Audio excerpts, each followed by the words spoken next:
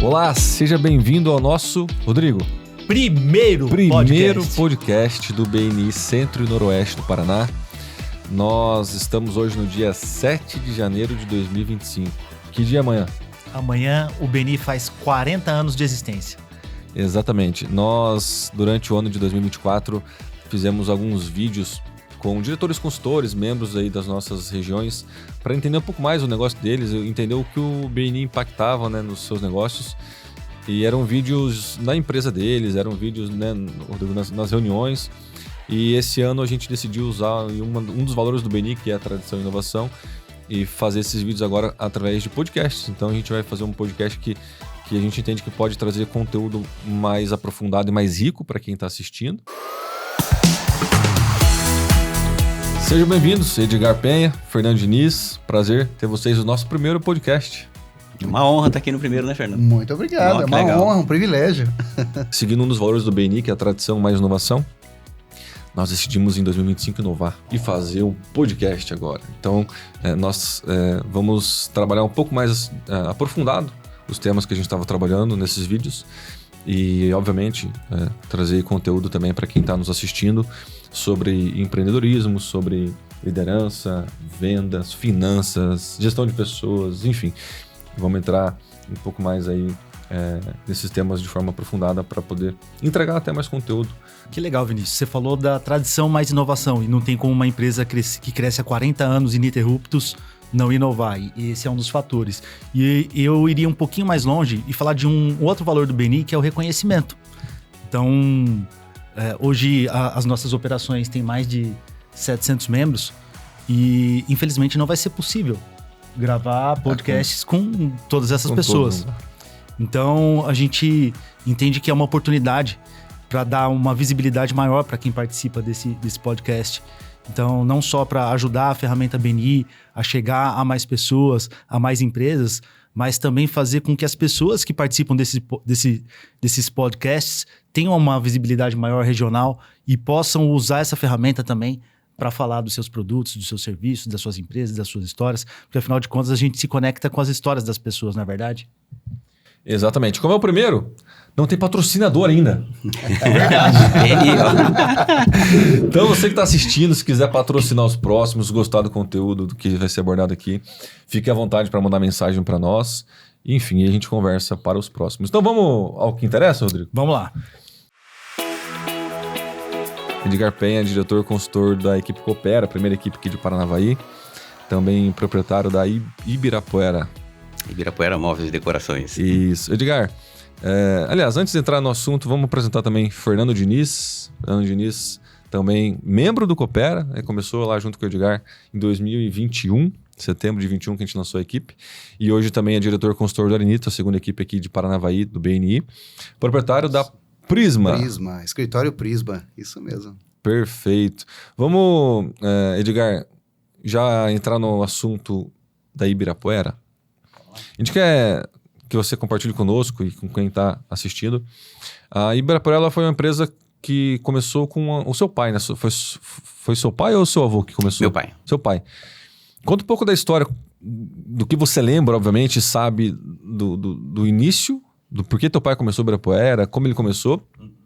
E como que foi a transição depois para você assumir a empresa, você estar na empresa e, enfim, e já estar no mercado, uma empresa que se não me falha a memória, são 63 anos. 63 anos. Conta um pouco pra gente da história, que começou com seu pai e depois você entrou aí para assumir a empresa. Bom dia. Sempre que eu falo que a empresa tem 63 anos, eu já falo que não fui eu que fundei, né? Não estou nessa idade. Meu pai veio para cá do interior de São Paulo, junto com muita gente que veio do interior de São Paulo aqui para o norte do Paraná. E eles chegaram em 58. Paranavaí era, assim, estava iniciando mesmo, né? E em 61 ele começou a produzir móveis num barracão do lado de casa, um barracão de madeira. E os móveis que eram solicitados na época, que o mercado pediam, chamava de gabinete de pia. 2 portas, 4 gavetas, branco, azul, amarelo e vermelho, pintado. E era isso que o mercado consumia. Porque Paranavaí estava começando e não tinha essa necessidade que tem hoje. E aí foi. Com o tempo, o mercado ia pedindo coisas diferentes, a marcenaria ia produzindo Depois, em 72, por aí, a gente começou a trazer móveis prontos de Santa Catarina. Nessa época, aqui era Marcenaria Ibirapuera, virou Ibirapuera Móveis Coloniais, porque os móveis eram entalhados, era aquela ideia de móvel colonial. E com o tempo foi passando, a gente começou a trazer decorações. E aí passou a onda do colonial, nós mudamos para Ibirapuera Móveis e Decorações, que está até hoje, né? Então, brevemente, essa é a história. Existe um bairro aqui em Paranavaí que chama Jardim Ibirapuera, que é onde a gente morava e tinha marcenaria, né? E o pessoal falava assim, eu vou lá na Ibirapuera, eu vou perto da Ibirapuera. E o bairro pegou o nome da empresa. Que legal. Então, mesmo depois que a empresa saiu de lá do bairro e veio aqui para Heitor, que é uma avenida principal aqui de Paranavaí, o bairro continuou com o nome. Você sabia disso? Não sabia. Existe essa... Eu sabia. É que eu contei numa apresentação. Depois que o Edgar contou. Então, ficou esse legado do nome ali, né? E uma curiosidade que muita gente não sabe, que lá era Ibirapuera Móveis há muito tempo atrás, né? Mas a história foi essa. E a empresa foi crescendo muito devagar, né? Hoje, o que tem de empresa, você percebe que tem várias fases ali. Cresce para cá, cresce para lá, puxa aqui, puxa ali. Mas a empresa hoje, ela é focada em móveis e decorações. Então, a gente tem um leque enorme, assim, de coisas para dentro de casa, para área externa, para espaço gourmet, enfim.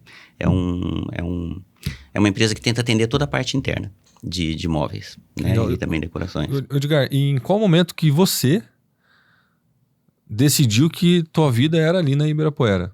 Qual momento você falou assim, caramba, eu quero estar aqui também? Vou seguir o que o meu pai deu início. Vinícius, teve um momento na minha vida que foi um separador de águas, tá? Em 82, meu pai fazia parte do Rotary já há bastante tempo, e eu via Rotary desde que eu não conseguia saber o que estava em cima da mesa, porque eu era muito pequeno.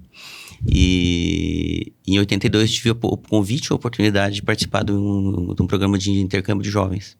E eu fui para os Estados Unidos, morei 1 ano lá, fiquei em 4 famílias diferentes. E morando em 4 famílias, você vê como funciona cada uma. E uma das coisas que eu comento que eu aprendi lá, foi que lá eu descobri a melhor família do mundo, que é a minha.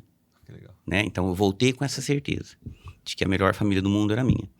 E a outra certeza que eu voltei também, eu fui querendo ser dentista. Aí numa das famílias eu trabalhei junto com um veterinário, e ajudava nos procedimentos, eu vi que eu não tinha nada a ver com sangue, com dentista, então eu voltei sabendo que eu não ia ser dentista. E voltando em 83, eu comecei a ir na empresa, ajudar meu pai, montar móvel, depois comecei a fazer cobrança, bem daquele serviço assim. E em 84 eu decidi que eu ia ficar em Paranavaí e fazer ciências contábeis. Em 83 eu estava no 3º ano, fazia ciências contábeis e me integrar à empresa. Eu peguei gosto por aquilo, né, por fazer um móvel, por entregar um móvel, por ver a reação do cliente, na hora que você entrega, e ele fala assim, nossa, gostei, né, você fazer um projeto e atender os sonhos do cliente ali. Então, dessa época para frente, eu entendi que era lá. E tô lá há 41 anos, né, foi meu primeiro e único emprego, e essa é a história de transição, que foi feita com muita sabedoria por parte do meu pai, e meu pai estudou até o 4º ano primário. Então, assim, uma pessoa culta? Não, uma pessoa sábia, sim. E ele estudava coisas além disso, né? Além de faculdades e tal. Então, ele fez a transição com muita sabedoria. Que jeito? Cuida dessa parte aqui. E aí ele deixava. E eu vinha com ideias novas. Se ele concordava, ok, pode fazer. Se ele não concordava, ele falava assim, tenta aí, vê se dá certo. E se ele visse que não dava mesmo e que ia ser um problema, ele falou, isso não dá por causa disso. Mas eu tentei muita coisa. Né? Ele deixou eu tentar muita coisa em vários setores. Algumas deram muito certo, outras não. E aí ele falava, olha, eu achei que não fosse dar, mas tem que tentar, né? E a transição foi feita dessa forma, uma transição muito, muito boa. Né? Até que em 89, se não me engano, ele assumiu um cargo no Rotary de governador distrital. Tá? Então é um cargo que toma o ano inteiro da pessoa. E aí caiu tudo para eu resolver. Né? Realmente eu fiquei 1 ano cuidando da empresa toda. No retorno dele desse cargo, aí eu já estava com a empresa na mão. Né? Eu já sabia tocar tudo, conhecia todos os processos e tal. Então, dali para frente, eu administrei mais a empresa do que ele. Né? Então, essa foi a transição, foi dessa forma. Legal você trazer essa experiência, porque a gente escuta muito hoje em dia, né, do filho que entra na empresa do pai para ajudar e tenta, né, colocar algumas mudanças, implementar algumas ideias e de cara o pai já corta, porque o pai fala que ele que entende do negócio, né? E a gente escuta muito isso dos filhos, às vezes, buscarem outros caminhos, porque, pô, com o pai não dá para trabalhar. E o que teu pai fez não, beleza, eu já tenho uma ideia do que aquilo vai dar, mas tenta lá e depois a gente conversa. Ver, né? Isso fez com que você tivesse uma vontade até de trazer outras ideias, de querer, né, estar no negócio. Que legal. E eu vi muito isso. Eu vi amigos meus, que os amigos dos meus pais tinham empresa e eles não conseguiam fazer a transição. E o motivo principal é esse, né? Eu que sei, né? A gente precisa dar um passo para trás, né? Se vier uma transição na minha casa também, na minha gestão, dar um passo para trás e deixar a outra pessoa experimentar, testar. Vai trazer coisas novas, melhores, com certeza, ideias, e algumas que vão funcionar e outras não. Sim, legal. Uma transição que você falou que começou a acontecer lá nos anos 80, 90. Isso. E a gente escuta até hoje. A gente já está indo para 2030. Né? Então, o teu pai foi muito sábio mesmo nessa transição. Que legal. Vamos conhecer um pouquinho do Fernando? Olá. E a Prisma, Fernando? Como começou? Por que você foi parar no mundo contábil? Primeiro eu queria agradecer aqui a oportunidade, né, essa inovação dos dois trazerem aí o podcast para 2025, então os parabéns, e é realmente um grande reconhecimento para nós, né, Edgar? Verdade, obrigado mesmo. E vamos lá, Prisma, eu quando era criança, eu sempre me via brincando com papéis, canetas e calculadora, sempre, parece que era de criança, eu gostava de brincar com isso.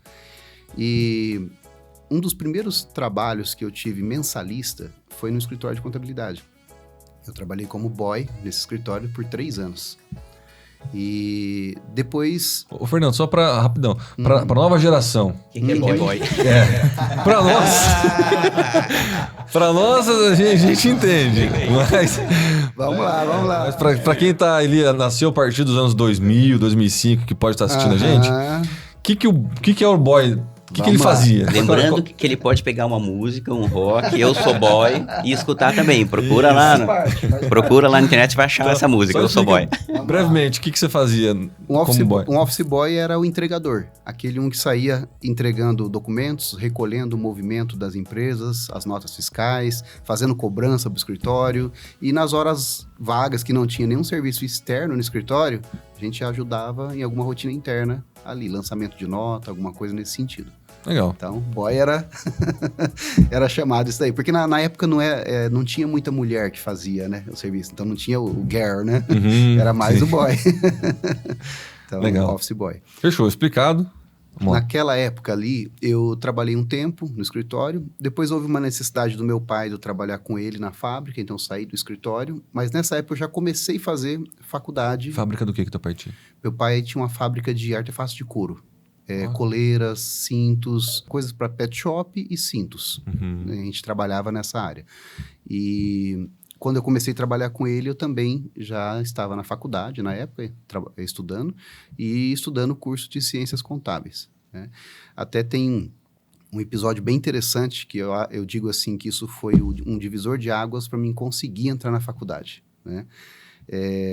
Na época que eu estava cursando o terceirão, eu juntei alguns amigos da sala de aula para nós fazermos ali umas aulas e pedimos para o diretor da escola se ele cedesse uma sala no final de semana para nós, para a gente estudar. Olha. E a escola é pública, né? Falou, olha, vou te liberar aqui, mas em off, tá? E a gente reunia os colegas ali e começava a estudar para a faculdade, para fazer o vestibular. E naquela época, a família nossa passava assim, uma dificuldade financeira grande na época. Então, eu trabalhava com meu pai, fazia uns bicozinhos vendendo amendoim no estádio, vendia amendoim nas arquibancadas do estádio do ACP ali. Legal. E fui juntando uns troquinhos para mim pagar a inscrição do vestibular na época. E naqueles dias, meu irmão ficou doente. E o único dinheiro que tinha em casa era o dinheiro que estava comigo da inscrição do vestibular. E eu acabei usando ele para comprar o medicamento, né? Pro meu irmão, e minha mãe perguntou assim, mas você não vai fazer vestibular? Eu falei, mãe, deixa, no outro ano eu faço, se não der fazer nesse ano, eu faço no outro. Mas eu continuei estudando, não comentei nada com os amigos ali, continuei estudando como se nada tivesse acontecido, né? E na semana seguinte ali, o diretor me chamou na diretoria, na escola. Tá? E eu nunca tinha ido para a diretoria, fiquei até assustado, né? Falei, o que eu fiz, né? O que será que eu fiz? Cheguei na diretoria, estava lá a orientadora, o diretor, alguns professores, né? E daí o diretor falou assim, Fernando, esse ano a gente resolveu dar um prêmio para algum aluno, e você foi escolhido. Nós vamos dar para você aqui a inscrição do vestibular. Olha. Então, ele fez uma coisa que ele não imagina, que direcionou toda a minha carreira da minha vida, né? Profissional. Então, hoje, eu devo muito a esse diretor, o diretor João Batista, né? Do Colégio Leonel Franca. Então, tenho uma gratidão imensa por isso que ele fez por mim. Que legal. E de lá para cá, eu comecei a estudar. Eu trabalhava, depois que eu saí da fábrica do meu pai, eu tive uma situação lá na fábrica, ele teve uma dificuldade, precisou fechar a fábrica, e eu fui trabalhar numa transportadora. Trabalhei 7 anos nessa transportadora. E enquanto eu trabalhava na transportadora, eu estava fazendo a faculdade no início, né? E naquela época ali, a minha esposa começou, logo uns anos depois que eu estava fazendo faculdade, ela começou a fazer também. E eu acabei a minha graduação e continuei indo para a faculdade levar ela. Só que daí eu chegava, levava ela, não tinha o que fazer, ia ficar fazendo o que à noite? Aí eu conversei com um amigo meu e falei para ele assim, ele já tinha escritório na época, falei para ele, escuta, você não está precisando de alguém para fazer alguma coisa lá no escritório? De graça, não vou cobrar nada, só para me aprender. Aí ele falou, não, tenho sim, se você quiser eu te arrumo. E ele foi, me cedeu o escritório, me deu a chave do escritório, me ensinou a fazer uma parte do trabalho e eu comecei a trabalhar com ele. Então, enquanto a minha esposa estava terminando ali os 2 ou 3 anos de faculdade que ela tinha para terminar, eu trabalhava durante o dia, à noite deixava ela na faculdade e ia para o escritório trabalhar à noite. Foi onde começou eu ter uma bagagem maior da parte interna do escritório, né? E logo após isso, cerca de 2 anos depois, mais ou menos ali, eu já tive a oportunidade de sair da transportadora que eu trabalhava e iniciar o meu próprio escritório de contabilidade. Olha, foi rápido. Foi rápido, foi coisa de 2 anos e pouquinho ali depois. Então, eu comecei o escritório em maio de 2008, comecei com 3 clientes, eu tinha 3 clientes. No final de 2008, eu terminei com 12 clientes. No final do ano seguinte, eu terminei com 26 clientes. No final do outro ano, eu terminei com 48 clientes.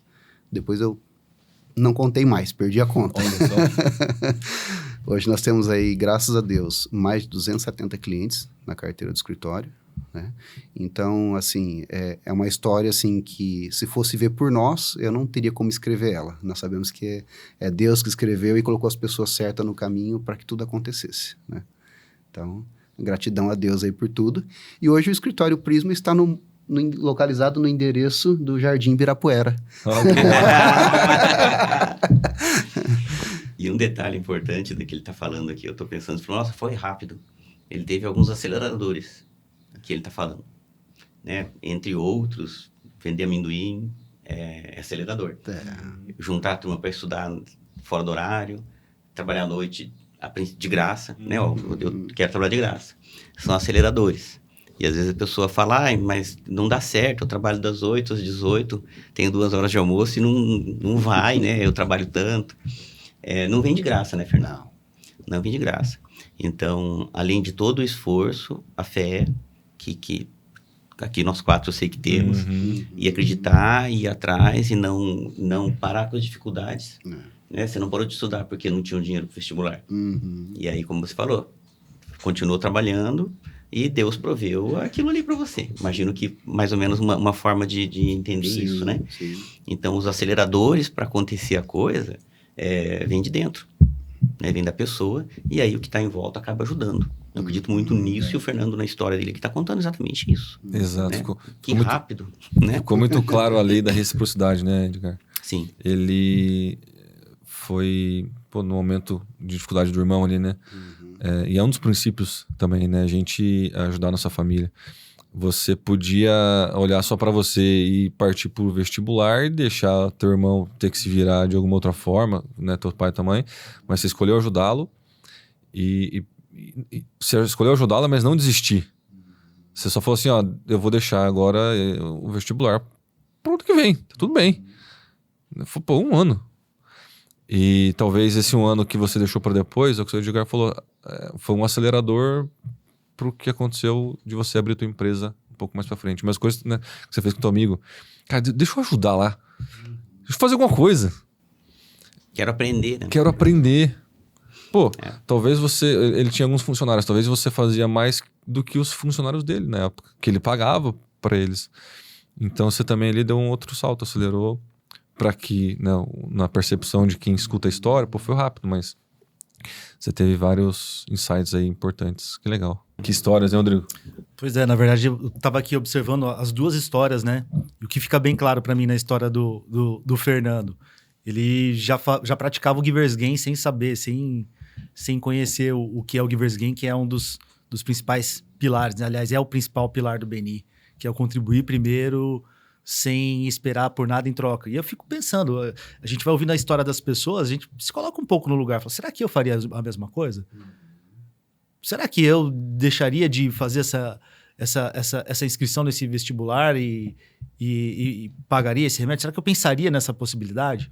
E da mesma forma, a história do trabalho quase que voluntário, que ali já foi praticamente um estágio para você, né? E será que eu me disponibilizaria, colocaria a minha noite à disposição para ajudar outra pessoa só para aprender?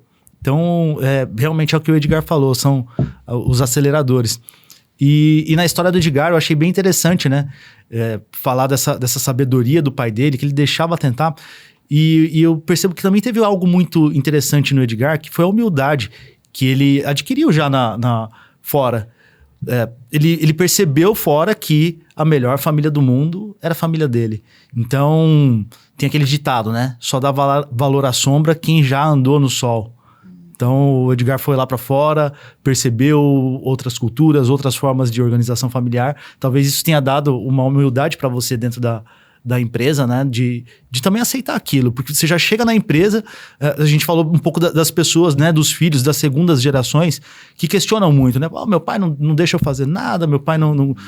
Pô, então o Edgar já teve ali um contato lá fora, já entendeu que a família dele era a melhor que tinha no mundo. Então já entra de uma outra forma na empresa. Já mais aberto a aceitar aquilo que o pai traz também. Então, achei muito interessante esses dois pontos nas histórias de vocês. Muito bacana. E as experiências de vida que a gente tem, cada um de nós tem as suas. Vou falar da minha ali, né? Como é que eu entrei na empresa? Eu tinha 16 anos. Estava cursando 3º ano. E eu estava sempre um ano adiantado. Era para eu estar cursando faculdade com 16. Mas quando eu fiz o intercâmbio, eu parei. Ganhei um ano, né? Ganhou muitos anos, né? Muita experiência, e eu voltei para continuar. Então, eu comecei a ir para a escola com 3 anos, que na época era um absurdo, né? Eu terminaria o ensino médio com 15, 16, já estar na faculdade. Então, eu comecei a trabalhar com 16, e a empresa já existia. Então, eu tive que aprender com todo mundo lá dentro. Todos os funcionários tinham coisa para me ensinar. Né? Então, você entra na empresa, o filho do patrão. Mas eu tinha que aprender com todo mundo. Desde pregar, montar, cortar, enfim. E ainda hoje eu tenho isso. Todo mundo me ensina lá dentro. Porque o que o meu vendedor está vendo, ele foi na tua casa para fazer um projeto da tua cozinha. Eu não fui. Então, se ele falar para mim assim, o Rodrigo precisa de um negócio assim por causa disso. Eu estou aprendendo com ele que eu preciso atender a tua necessidade. E os setores todos são sempre assim, né? O Prisma agora, eu tenho 3 CNPJs. O Prisma cuida de 2, né? A gente migrou para lá, coisa que o BNI traz pra gente, conhecer a pessoa, conhecer a empresa, pegar confiança, e aí eu tirei de onde estava e mandei pro Fernando, né? Tô muito feliz com essa mudança, porque é uma mudança que eu escolhi fazer por causa da competência do Fernando, por toda essa história que ele tem ali e que chegou no que ele está hoje, né? Então, assim, bacana, e a gente dentro do BNI consegue fazer essas escolhas, né? E é muito, muito bom. Muito bom. Edgar, para quem está assistindo nós agora, e talvez, pode estar nos dois lados, pode ser um pai que tem empresa e às vezes o filho ainda é criança, sei lá, tem 5 anos, 10 anos, ele já começa a pensar, um dia eu preciso parar e eu gostaria que meu filho assumisse minha empresa. Ou minha filha, né? E o inverso também, o filho que já começa a entender que ele daqui a pouco vai ter que trabalhar, tá entrando na casa dos 12, 13 ali, E pensa, poxa, eu gostaria de assumir a empresa do meu pai, fazer o que você fez. O que você recomendaria para quem está pensando ou está num processo de sucessão de empresa, nas duas óticas? Uhum. Se você, né, puder compartilhar conosco e, enfim, poder contribuir com quem está assistindo. Essa questão da vontade de assumir uma empresa é uma coisa muito delicada. Vou contar um pouco da história. Meu pai, marceneiro, minha mãe, professora, e tudo que eles diziam era: nós não queremos que nenhum de vocês três, os filhos, ou sejam professores ou assumam uma marcenaria. Tá? E meus 2 irmãos já são professores, eu já dei aula também de algumas coisas, e eu assumi a marcenaria. Então, esse desejo eu entendo que tem que sair da pessoa, do filho, né?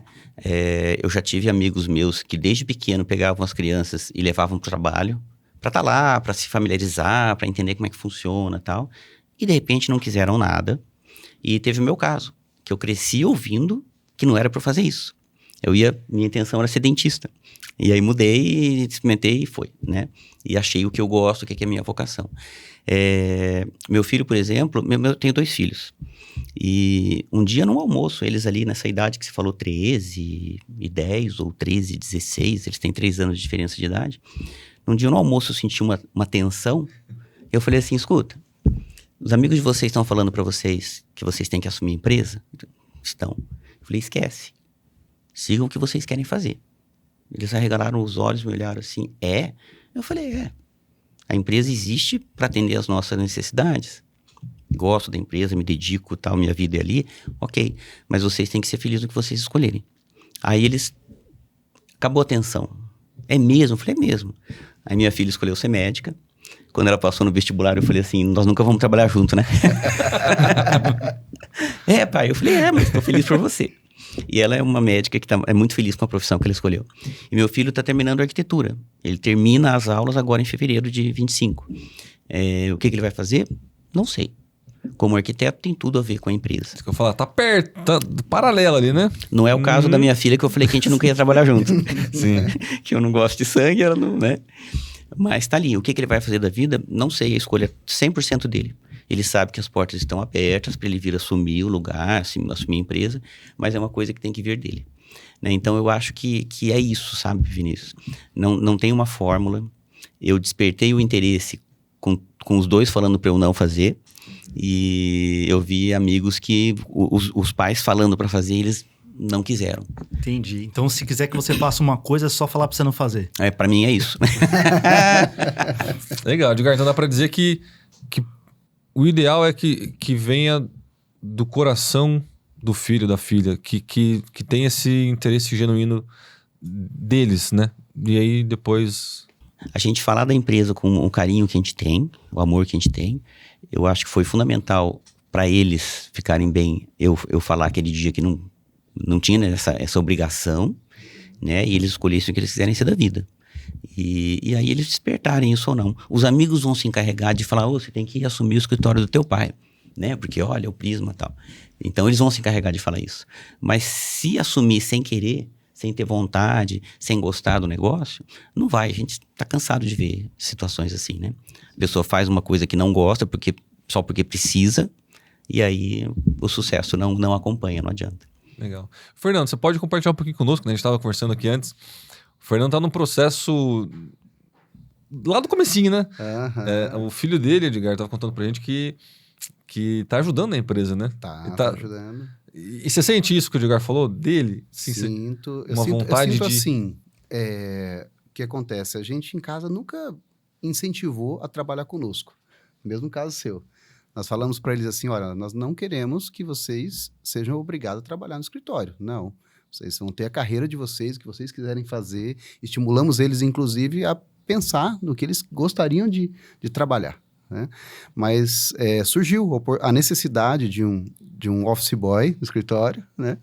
E a gente comentou com ele, olha, a gente está precisando de alguém lá no escritório, se você tiver interesse, quiser ir. E quantos anos ele tem, Fernando? Ele tem 14 anos, 15 anos agora. Quando ele entrou, tinha 14. E a sua filha? A minha menina tem 13 anos. Vai fazer 14. E ele ficou assim, pensativo e tal. Eu acho que eu vou lá experimentar. Eu vou lá ver se eu gosto. E ele começou a trabalhar inclusive de bicicleta. Porque ele não tem carteira, não dá para ir de moto. Então, de bicicleta, ele começou a fazer os servicinhos ali, entregar um documento, buscar arquivo. E ele ficou ali uns 3, 4 meses trabalhando, sol quente, atravessando a cidade de bicicleta, chegava suado, né? E a gente ficava até com pena, mas falou, vamos ver até onde ele aguenta, né? Você lembrava da época que você vendia amendoim, né? Lembrava da época que eu vendia amendoim, dos 3 anos que eu trabalhei de office boy, e era tudo de bicicleta, né? E Vinícius, foi uma surpresa para mim, como o Fernando atende a minha empresa, o dia que eu vi o filho dele chegando com a mochila. Eu falei, oi, tudo bem? Tudo? Aí, o que você veio fazer? Não, vim pegar o movimento. E aí, aquele diferencial, né? Ele veio, eu tava na minha sala, ele entrou, bom dia, tudo bem, papá, foi lá, é diferente. Né? Ele faz com muito amor isso, e com muita responsabilidade, porque ele tá carregando o trabalho da família. Sim, naquela queira mochila. ou não, tá levando o nome da família junto, né? Exatamente. Muda o nível de responsabilidade, né? Sim. Isso foi assim, muito nítido, sabe? A partir do momento que ele começou a trabalhar no escritório, a gente percebe o nível de responsabilidade dele sendo maturado ali, sabe? A gente percebe isso daí. Que legal. Ele se preocupa, ele chega a dar o recado, um detalhe simples, ele chega ali, pai, mas isso e aquilo, o cliente falou isso, o cliente falou aquilo. Então ele traz, ele se preocupa em comunicar. Né? E o que eu achei interessante foi assim, eu propus para ele, depois de 3, 4 meses ali, falei, você não quer comprar uma scooter para você trabalhar, né? Aí ele se propôs a ele mesmo pagar, falou, não, eu quero comprar, mas eu quero que seja minha, não é do escritório não. Oh, que legal. Então o mês que vem agora é a última parcela que ele vai pagar. Legal. Já vai finalizar o pagamento da scooter que ele mesmo está comprando com o dinheiro dele. Legal, de uma forma, como o Edgar falou, então de uma forma natural também, né? Com uma vontade dele, vocês estão se encaminhando para talvez daqui 10, 15, 20 anos ele também estar junto com vocês na empresa. Uma possibilidade. E você com uns 50 já dá uma estacionada? Eu vou segmentar em alguma coisa para ficar um pouquinho mais light. Legal. E Fernando, agora indo para uma dica direta sua para quem está nos assistindo que não tem empresa, está pensando em abrir empresa. Pode ser um jovem, pode ser alguém experiente, enfim, que quer mudar de ramo ou que trabalhou a vida inteira num lugar e agora quer ter o seu próprio negócio. O que você recomenda, por ter aberto o Prisma e também por ver tantos CNPJ se abrirem, né, no escritório, o que você recomenda para quem está pensando em abrir um negócio? Olha, todos que geralmente vão abrir um negócio, ele tem um know-how, ele sabe alguma coisa. Então, eu acho assim, não se subestime. Aquilo que você sabe é aquilo que você tem que focar. É aquilo que você sabe fazer de melhor. Então, dedica naquilo, evita inicialmente contrair despesas, investimentos desnecessários para o negócio. O teu negócio primeiro tem que dar lucro. Primeiro ele tem que dar resultado. Então, você que tem a capacidade de fazer faz entrega 1. Não vai comprar maquinário, investimento para você entregar 10. Você nem sabe se você vai vender 10. Né? Então, começa pequeno.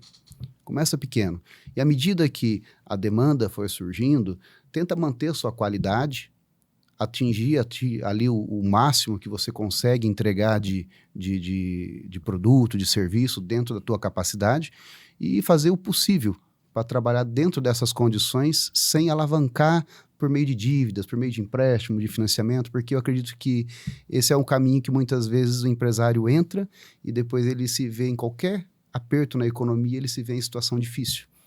E muitas vezes é o que acontece, né? Muitas empresas em menos de 2 anos quebram e não sobrevivem, porque não existe uma certa estabilidade na nossa economia, né? Então esse é o recado que eu daria para o empresário. Começa com o que tem, evita despesas e foca em atender bem o seu cliente, que é a principal fonte de renda sua. Ô Fernando, você falou de gastos desnecessários e imediatamente veio algo na minha cabeça. Eu tava rolando o celular esses dias e apareceu um vídeo acho que era o Jeff Bezos, da Amazon. E ele tava gravando uma reportagem e a mesa dele era uma porta apoiada no cavalete. E ele falou, olha, isso aqui é simbólico. Só para ficar claro que eu não vou investir em nada que meu cliente não dá valor. O nosso cliente não quer saber qual que é a mesa que a gente está usando ou de repente qual que é a luminária que a gente tem no escritório. E você já sabendo dessas estatísticas, né, macabras, das empresas que acabam por quebrar nos primeiros anos, e você deve ver muitas empresas iniciando e muitas empresas também quebrando. Quais são os principais erros que os empresários cometem? Quais seriam esses gastos desnecessários, esses investimentos que você imagina que não são necessários? Vou dar um exemplo para ficar mais claro. Você precisa ser um marceneiro, tá? Você trabalha, mas você tem pouca demanda, você começou agora. E às vezes um serrote, uma lixadeirinha ali te resolve. E você vai lá e investe e compra uma máquina que faz tudo, mas você não tem demanda para aquela máquina. E nem dinheiro, né, que você falou. Nem dinheiro, você vai emprestar, vai emprestar o dinheiro. Vai fazer assumir um compromisso, vai pagar juros de uma coisa que você nem sabe se você vai ter receita suficiente para cobrir aquilo dali. Você nem começou. Aí às vezes a pessoa vai começar e depois ela para, mas peraí, eu não gosto muito desse serviço, não é bem isso que eu queria, mas e depois? Já assumiu todo o compromisso. Né? Então, a melhor coisa, o serrote te resolve? Resolve. A lixadeirinha te resolve? Então, começa com isso. A hora que a tua demanda estiver maior, crescente, você tem uma rentabilidade satisfatória, aí você avalia a possibilidade de investir em um maquinário. Mas é um outro cenário. Depois que você já tem toda a estruturação... Vai ter um caixa já também, já né? tem um caixa. Se possível, adquirir isso com dinheiro próprio, não com dinheiro emprestado, financiado. Aí você falou também do banco. Geralmente os empresários, eles entram no banco, eles vão pegar empréstimo para quê? Qual que é o motivo? Essa semana eu tive um caso de um cliente que chegou no escritório e queria pegar um empréstimo. E eu questionei ele, falei, para quê? Qual que é a finalidade desse empréstimo? Aí ele falou, olha, eu tô me endividando, tá começando a apertar a situação e eu tô em dificuldade. E o que eu disse para ele com experiência nos demais clientes que a gente vê passando pelo escritório, eu falei, olha, se você quiser pegar o financiamento, eu te ajudo, preparar a documentação, tudo, só que posso te dar uma experiência que a gente viu pela vivência aqui dos demais clientes nossos. Quando você pega um empréstimo para quitar a dívida, você só vai entrar numa bola de neve que não vai parar nunca. Se você estivesse pegando um empréstimo para alavancar, para você colocar em uma coisa que você vai colocar ali aquele valor de empréstimo, ele vai te retornar lucratividade em cima daquilo, beleza. O que é alavancar, Fernando? Seria você colocar vamos supor, você coloca ali um investimento de 100 mil reais, mas aquilo dali vai te trazer 200, vai te trazer 300 mil, vai te trazer mais retorno. Você vai comprar talvez uma máquina que daí ela vai produzir mais. Vai produzir mais. Aí você vai vender mais e ela vai trazer mais dinheiro para dentro da empresa. Exatamente. Agora, se você vai pegar aquele valor do empréstimo, vai colocar numa dívida, não vai trazer nada para você. Então, o próximo cenário seu vai ser o quê? A tua dificuldade que você já tem, mais a dívida que você contratou que vai ter que pagar agora. Então, não vai melhorar o cenário no futuro. Aumenta a bola de neve. Entendi. A diferença, então, é você investir, é você pegar um empréstimo para colocar em algo que vai gerar uma renda e que essa renda vai se pagar, diferente de colocar numa dívida. E de preferência algo já validado, algo que você já testou, viu que dá retorno, só falta mesmo, de repente, uma injeção de capital. Mas fora isso, eu não aconselho pegar, né, ainda mais nas taxas de juros que nós vemos hoje no cenário nacional, né? Eu acho que uma pergunta interessante para se fazer a hora que a pessoa vai pegar um empréstimo ou um financiamento para investir, não para pagar dívida, tá? É assim, você vai pegar 100 mil, quanto que isso vai te gerar a mais de negócio do que você tem hoje? Essa é uma pergunta importante, porque se eu vou comprar uma máquina que vai agilizar o meu trabalho, quanto a mais? Vai agilizar em 5%. Então, eu estou falando de 5% em cima do valor investido. Vou produzir 20 mil a mais. Opa, 20% do 100. Né? E essa balança, o contador vai saber te falar. Abaixo de tanto não compensa, acima de tanto já vale a pena. Então, não tem problema captar recurso, contanto que faça o que ele falou.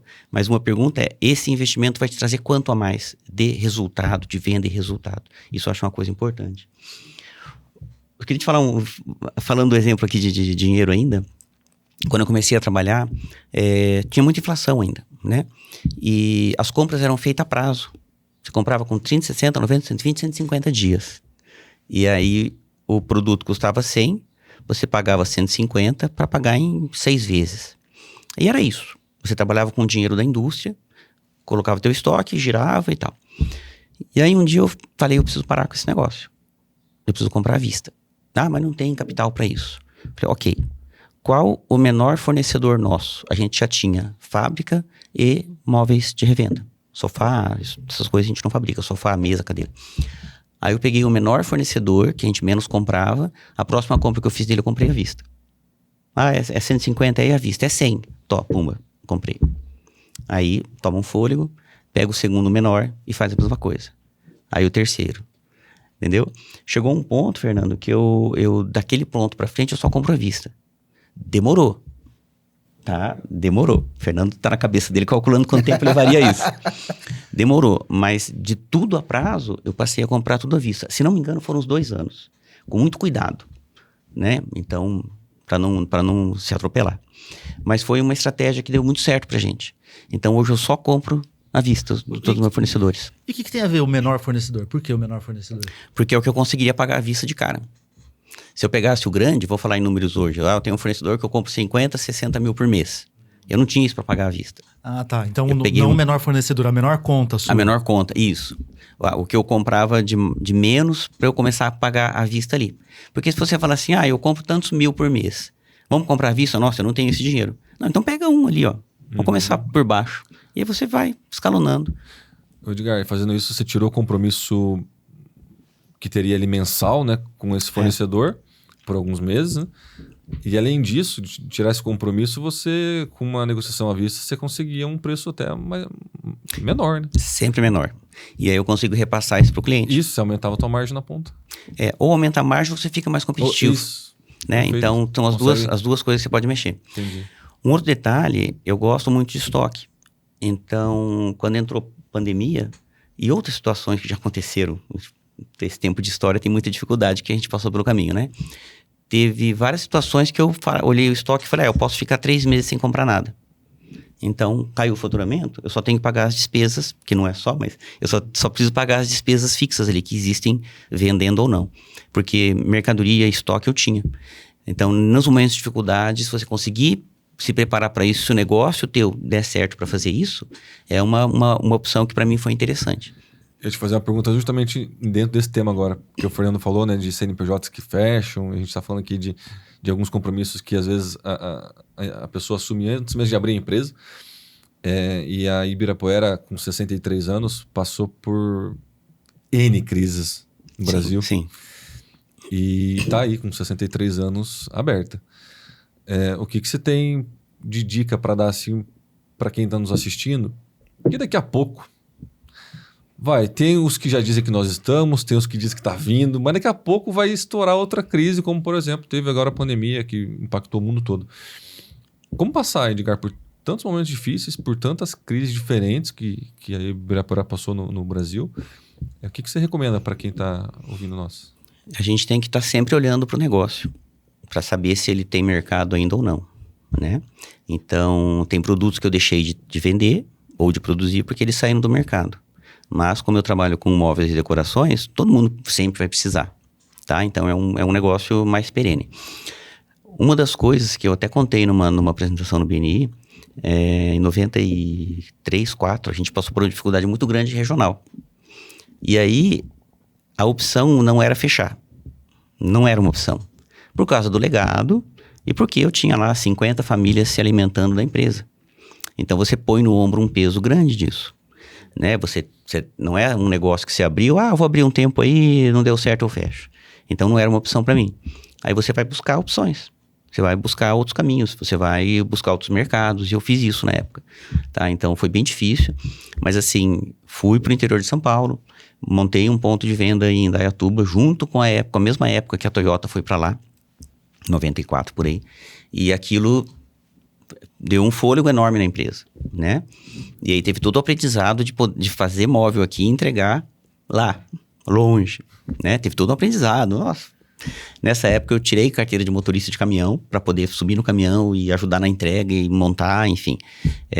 E lá eu era o marceneiro, né? Então eu era apresentado para as pessoas com, esse aqui é o marceneiro que vai fazer seu móvel. E aqui eu já tinha empresa e tal. Mas assim, cada época é uma solução, cada época é um caminho. E parece difícil, tem hora que parece impossível, né? Mas existe uma saída. E aí, de novo, o que o Fernando falou. Você tem certeza que tem um Deus com você, você tem certeza que ele tá ali com uma missão e você vai buscar isso daí. Então, em todas as dificuldades que a gente passou, e não foram as últimas, com certeza virão outras, é parar, olhar a empresa, fazer uma análise e buscar. Busca opções que existem, né? Tem que ir atrás e trazer essas opções para dentro do negócio. Interessante nisso que o Edgar falou é que ressalta novamente a humildade dele, porque não é qualquer empresário que ele sai de trás da mesa dele e ele vai lá atender o cliente, fazer o serviço que é o chão de fábrica que estaria fazendo ali, né? Então ele abraçou isso daí, isso aí mostra mais uma vez a humildade e o cuidado, o carinho pela empresa.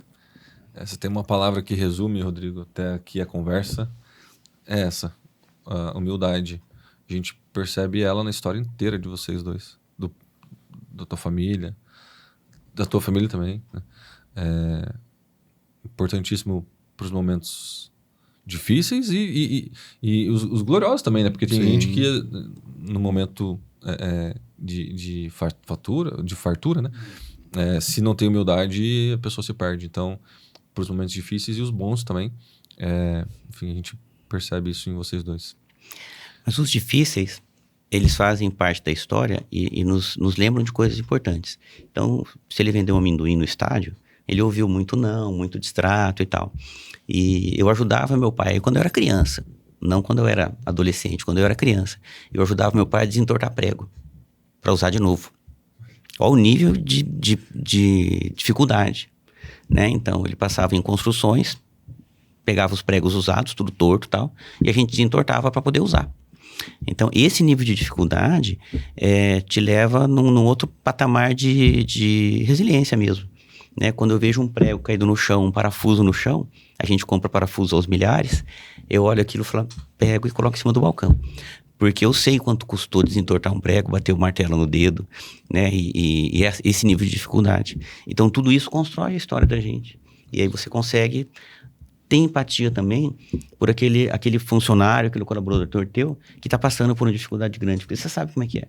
Né? Então, tudo isso aí ajuda a gente a superar as dificuldades. Né? Faz parte da história da gente. Com certeza. Legal. Agora, caminhando já por os finalmente aqui, Rodrigo, depois dessas duas histórias maravilhosas, tenho certeza que quem vai assistir na íntegra vai ganhar muito aqui hoje com o nosso podcast. Vocês em 2021, início do ano, foram convidados pela Lira Machado. Lira, se você estiver assistindo nós, espero que você esteja assistindo a gente.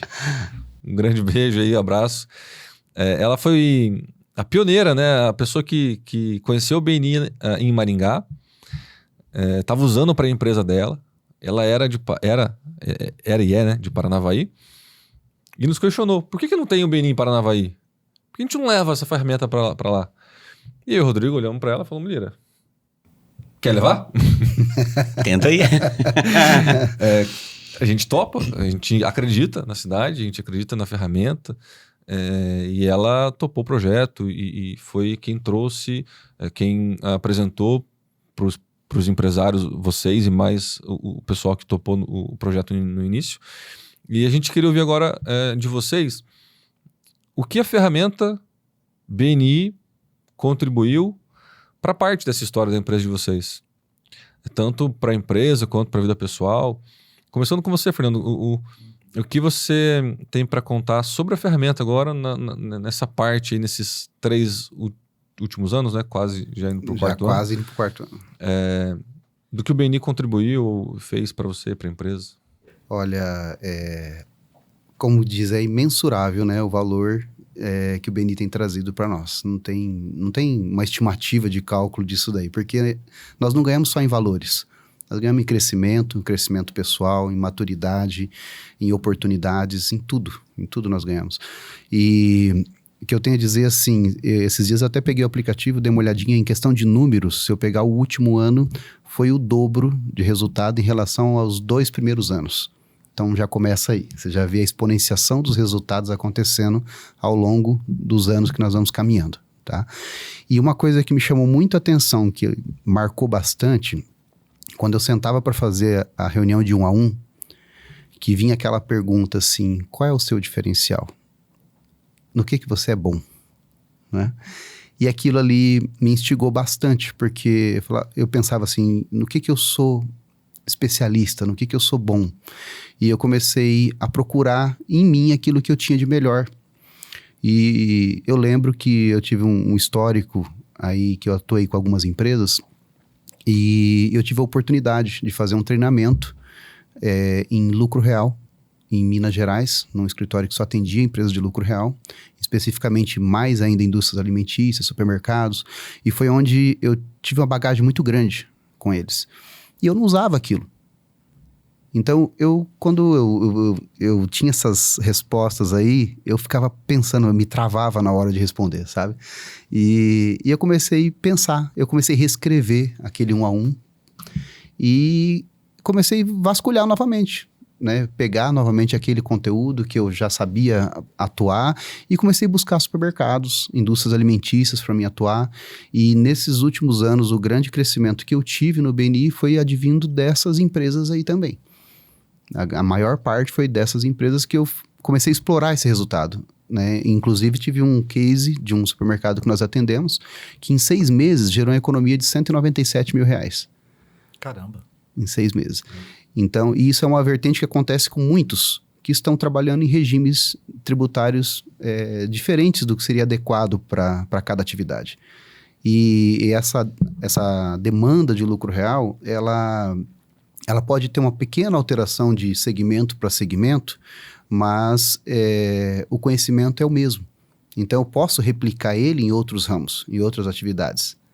Quais atividades, por exemplo, seria interessante esse tipo de trabalho, Fernando? Tá. Além do supermercado. No lucro real, as atividades mais interessantes são aquelas em que os produtos que estão sendo comercializados ali, geralmente para produtos, tá? Aqueles que têm benefícios tributários na lei. Então, por exemplo, você pega ali cesta básica, você pega alimentos em geral, carnes, hortifrutis, o produto da cesta básica. Em geral, esses produtos são isentos no ICMS. Aí você pega outros produtos que já têm o ICMS cobrado na fonte. Pega lá, por exemplo, bebidas, tem já ICMS cobrado na fonte, muitos enlatados, muitos produtos de limpeza. Agora mudou a legislação, mas tinha muitos produtos de limpeza que fazia parte. Então, você pega hoje, a maior parte da tributação de uma empresa comercial é ICMS. ICMS é o que tem uma alíquota mais alta. Então, se você pega os produtos que têm benefícios de ICMS e expurga dessa apuração aí, você tem um resultado maravilhoso para a empresa. Então, quem está ouvindo a gente, quem está assistindo a gente aqui, que tiver supermercado, açougue... Indústrias alimentícias... Padaria também? Panificadoras de grande porte. Uhum. Conveniência... Conveniência, interessante. Lojas de bebidas. Bebidas, adegas... Alimentação, né? Alimentação em geral. Existem outros segmentos que é interessante o lucro real também, que são produtos que o ICMS é cobrado na fonte, né? Entra aí os postos de combustível, as farmácias, tá? Então, existe uma outra leva de empresas também que é muito interessante. Fernando, antes da gente começar aqui, você estava falando para nós que fez 4 reuniões fora do Brasil. Conta um pouco mais disso para a gente. A Prisma está passando por um processo de internacionalização. O que vocês estão pensando? O que vocês estão fazendo nesse sentido? Sim. Tivemos a oportunidade, né, na Convenção Global do Havaí de fazer conexões com empresários através do BNI, uma oportunidade que o BNI ofereceu para nós. E nessa conexão nós fizemos contatos com alguns empresários ali dos Estados Unidos. E nós estamos com alguns clientes com necessidades de abertura de empresa nos Estados Unidos, devido à demanda, ao produto, realmente é muito conveniente para eles.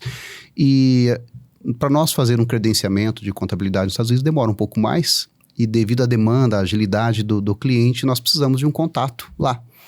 E eu tive a oportunidade de fazer reuniões, marcar 3, 4 reuniões com americanos para tratar assunto de registro de marcas, assuntos de abertura de empresa, e está caminhando os processos. Então, acredito que já é uma oportunidade de nós oferecer isso daí para os nossos clientes. Inclusive, num cenário atual, onde o real frente ao dólar está tendo uma certa desvalorização, para quem tem um negócio e recebe em dólar, hoje está sendo bem é uma oportunidade imensa, né? Sensacional. Sensacional. Alguns anos atrás, ele estava no estádio vendendo amendoim, Rodrigo. Parabéns, Fernando. O Fernando comentou aqui de reunião 1 a 1. Só para quem está nos assistindo não sabe o que é, né? Não conhece o BNI. É uma reunião que os empresários que fazem parte do BNI marcam um no escritório do outro, né, Fernando? Para conhecer melhor a empresa um do outro. Tem lá um formulário a ser seguido. E uma das perguntas é essa, né? Qual é o seu diferencial? Qual é o seu diferencial? É legal você trazer isso porque aparentemente parece muito simples, né? É apenas uma pergunta. Qual que é o seu diferencial? E ela te fez refletir muito sobre o negócio e tá, enfim... Às vezes a gente fazemos muitas coisas, mas não dedicamos mais tempo naquilo que nós somos bom. E às vezes nós não extraímos o resultado daquilo. Então, o foco dessa pergunta é isso aí. Show de bola. E você, Edgar? O que o BNI representa para Ibirapuera, para você, nesse tempo aí conosco? A BNI é uma ferramenta que só participando para entender o que é, né, o tanto. E a gente sempre fala, o que é o BNI? Vai numa reunião, para você ter uma noção. Não é nem para entender, para ter uma noção básica. E eu sempre falo para as pessoas, mas não sei se eu quero entrar, não estou te convidando para entrar, estou te convidando para ir ver uma reunião. Entrar é outra coisa, né? Para mim, ele somou muito negócios, isso aí não tem dúvida, sempre soma como negócios, mas eu aprendi muito, continuo aprendendo com cada membro que entra no grupo. A gente que está como diretor consultor passa por a gente. E você consegue participar um pouco mais da vida da empresa de cada um.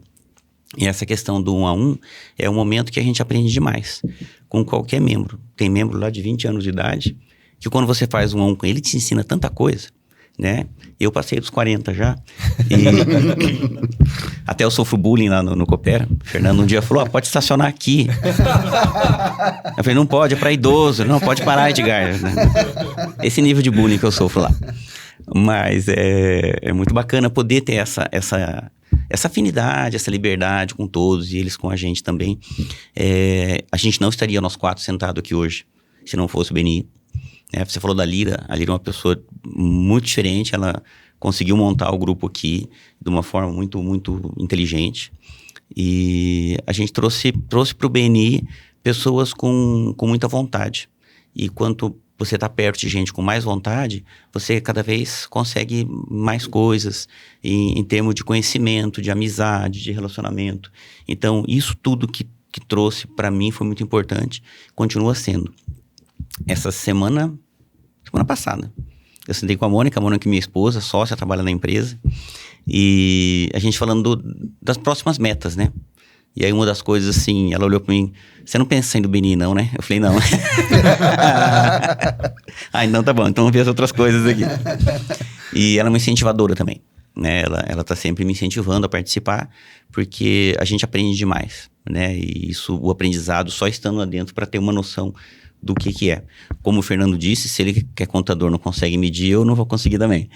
Mas é uma coisa imensurável, né? É um prazer muito grande e principalmente estar conversando com um grupo de pessoas que estão todas lá buscando ajudar e aí você acaba sendo ajudado de 19 a 60 mais de idade. Então é uma mistura fantástica, eu gosto demais. Edgar, só para... Você falou, né, do Fernando, da vaga ali. Quando você não estava aqui, vamos pro outro lado também. Falaram mal de mim já, fizeram bullying. Não, você não estava aqui. O Fernando ele falou da convenção global e o Fernando teve que fazer algumas aulas de inglês, né, para ir para essa convenção. E ele estava dizendo aqui para nós que de tudo que ele já fez de inglês, né, de curso online, professores particulares, o melhor professor particular é você, então... Fica aí o reconhecimento também, não só taca pedra não. Exatamente, aprendi muito com o Edgar. Com 2 aulinhas ali, você não sabe o sucesso de informação. O Fernando comentou que ele estava estudando e tal. Eu falei, Fernando, se você precisar de alguma coisa, de repente eu posso tentar somar e tal. E a gente fez 2 cafés na casa dele com mais pessoas ali, poucas. E para dar uma fluência, né? E se colaborei um pouquinho, eu fico muito feliz. A gente realmente gosta de colaborar, né? E esse é um dos princípios que vocês falaram aqui do Givers Gain. Realmente a gente faz para colaborar. E nessa colaboração eu aprendi bastante coisa com eles naquele momento também. E olha só, o Rodrigo trouxe o assunto, né, das reuniões que o Fernando conseguiu fazer agora, né? Tá fazendo com essas empresas lá fora do país. Com a sua ajuda no inglês, lembra? Foi lá, a gente falou, né, da primeira ajuda que você trouxe aqui, que foi lá pro seu irmão, depois com seu amigo no escritório de contabilidade. Você vê que o universo te traz até hoje, né? Uma ajuda que pro Edgar talvez foi muito simples. Vou tomar um café, você vai fazer o café. Sai do trabalho, passei lá na esposa. Então, fez o café pro Edgar. Pro Edgar talvez ali foi uma distração, um momento de descontração. Para você de um grande aprendizado que talvez te abriu, talvez não, né? Já te abriu portas aí que vai te levar para talvez um novo patamar da operação. Que legal. E uma das coisas que o Beni traz, assim, indiretas, né? Eu, Fernando, Carlos Canabrava e esposas, nós fizemos uma viagem para a Itália juntos, por causa do negócio do Carlos, que é consórcios, e apareceu esse consórcio com viagem. E nessa viagem a gente consolidou mais nossa amizade. Verdade. Né? Então, assim, puxa, que legal, como foi bom a gente viajar juntos, e numa viagem juntos, você sabe que você pode ou consolidar uma amizade ou consolidar uma não amizade. Não amizade. E a gente se deu muito bem, né? Então, são coisas paralelas que o Beni traz e que valem muito a pena. Eu não esqueço, um dia, não sei se você lembra disso, perguntei para você assim, Edgar, você já está consolidado, tanto tempo no mercado, já tem tua empresa solidificada, por que você ainda vai no BNI? Eu perguntei para ele. Ei, Fernando, tem que acordar cedo, né, cara? Sexta-feira. Você não precisa disso, por que você vai? Né? Ele falou justamente isso que ele falou no comecinho aqui, ele falou assim, Fernando, lá eu sempre aprendo. E para aprender, só se tiver humildade. Então, parabéns por essa humildade aí, e a gente se espelha nisso. Né? Se espelha, né, nos mais velhos, na experiência, e isso também tem servido de grande utilidade para nós. O aprendizado é contínuo. Não tão mais velho assim, né, Fernando? Não, é de leve, nem pouquinho. Tanto, né? De leve. Calma. Edgar, assim como nós estávamos falando com o Fernando, os próximos passos dele, ele está mirando a empresa lá para fora, atendendo outro tipo de cliente. O que é interessante para Ibirapuera? Qual que é o tipo de cliente que você consegue atender? Qual que é a sua especialidade ali mesmo? O que não dá para deixar de levar lá da Ibirapuera? Como é que funciona? Conta isso para nós. A minha empresa transforma casas em lares, tá? A gente participa disso. Até foi uma frase que a gente desenvolveu dentro de um fórum nacional. Ibirapuera transforma casa em lares. A gente leva conforto para dentro de casa. Você pega um ambiente com 4 paredes, forro e piso, e transforma num lugar que você quer ficar. Que você quer chegar ao trabalho e tá ali, ter um sofá confortável. Você quer sentar numa mesa de 2 lugares com sua esposa, ou de 4 com seus filhos, ou de 6 com mais gente, ou de 20 lugares com os amigos, enfim. A gente proporciona esse equipamento para fazer isso.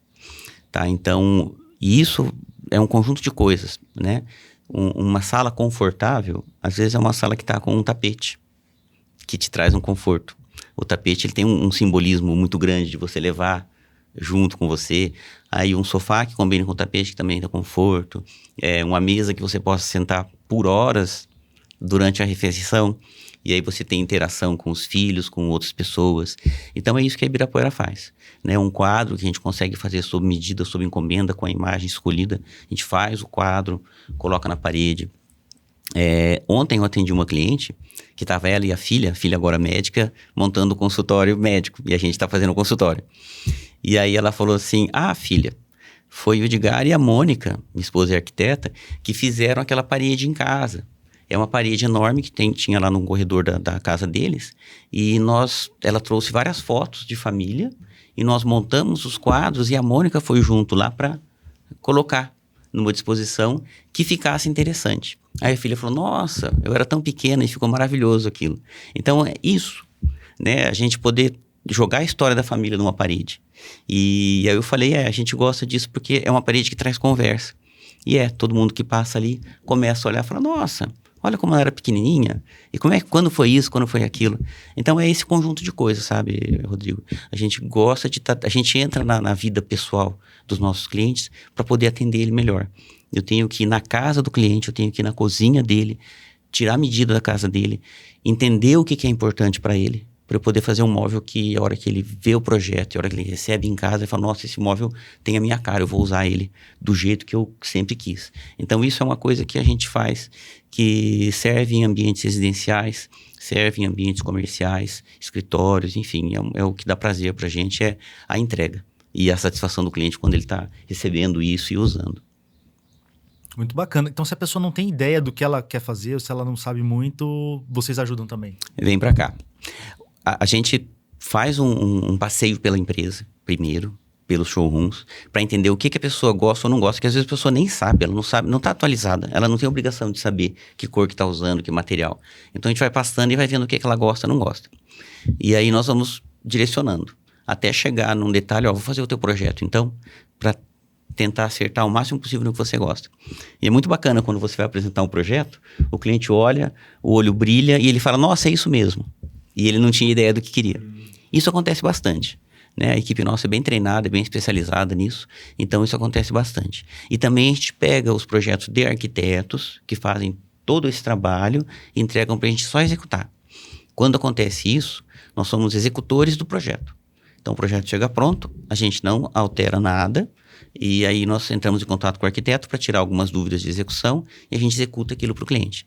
E é muito bacana também quando o arquiteto chega e fala assim, nossa, ficou igual o que eu projetei, mas superou algumas coisas. Isso é muito bacana, porque o profissional, o arquiteto ou designer de interiores, ele depende de uma entrega do produto final dele, não é ele que vai fazer. E a gente consegue atender essa expectativa. Isso deixa a gente muito contente e o arquiteto e esse profissional também fica contente com a gente. E aí continua um ciclo de trabalho. Que legal. Então, se tiver algum arquiteto assistindo a gente aqui na cidade de Paranavaí ou região e precisa de alguém de confiança para entregar os móveis e decorações, é só falar com o Edgar da Ibirapuera Imóvel. Ibirapuera Móveis. Isso aí, tamo aí. Rodrigo, não sei você, mas eu adorei nosso primeiro podcast. Eu também. E a gente nunca tinha... Você já tinha feito? Já tinha conduzido algum podcast? Primeira vez. Bacana. Bate-papo muito bom, né? Fernando, Edgar, pela conversa. Se alguém de Paranavaí ou região estiver nos assistindo e quiser visitar a Prisma Ibirapuera ou quiser ir numa reunião do BNI, precisa ir até lá, tá bom? Tem que visitar eles. Qual que é o endereço das empresas e o site? Para o pessoal poder entrar em contato com vocês. O site do Escritório Prisma é esccontabilprisma.com.br e o nosso endereço, nós estamos ali na Avenida Parigô de Souza, número 3510, no Jardim Ibirapuera. Show de bola. A Ibirapuera Móveis fica na Heitor Furtado 5200. Tá no Instagram Ibirapuera Móveis, já vai aparecer ali, vai ter mapa, como chega, tem tudo ali. E é um passeio, tá? É um passeio, que você que nunca foi, aparece lá. Tem gente de Paranavaí que nunca esteve na empresa. Eu gosto de atender essas pessoas. Você já esteve aqui? Não, nunca, então vamos passear. E é um passeio agradável, tem 1.600 metros de showroom, então é um passeio Tem bacana, café? assim. É gostoso mesmo, eu adorei quando fui. Você foi lá, né? Várias vezes já. Tem café, tem cappuccino especial, tem uma água, tem, enfim, assim, a gente é um passeio que a gente convida as pessoas para fazerem, né? E conhecer mesmo. É um negócio gostoso de ver. Esse passeio aí dá vontade de comprar tudo, trocar todos os móveis da casa, viu? Essa é a ideia.